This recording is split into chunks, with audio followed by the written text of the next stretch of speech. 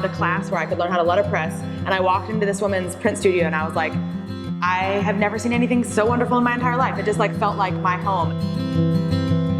We ran into each other a couple days later and she's like, will you be my apprentice? Like right at the same moment that I was like, could I be your apprentice?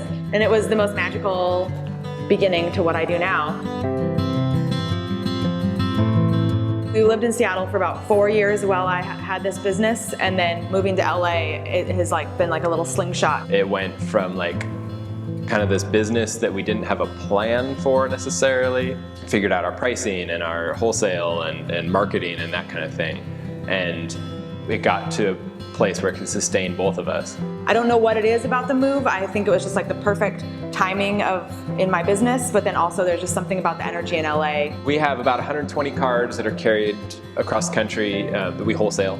And then the other half of our business is all custom work. We get either a plate made or a typeset, the design, choosing from some of our like vintage block collections, and choosing the paper, cutting the paper down.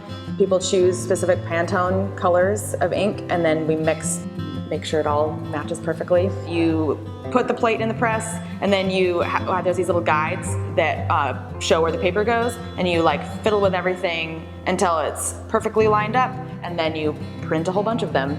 But you're also always monitoring that the ink is staying the same color, because as you're printing, ink is going off the press onto the paper.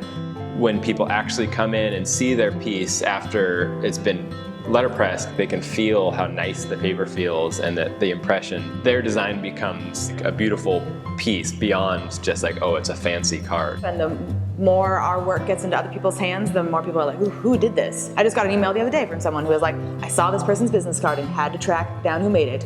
And that feels great. It's a lot of work to be self-employed, but on the other hand, you also get to reap all the rewards and you're building something larger. Almost every time I'm at the press, I think about like the value of the written word, because it's a lot of work to get it to print perfectly.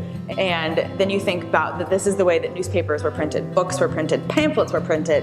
Anything that was printed on a press, much like mine.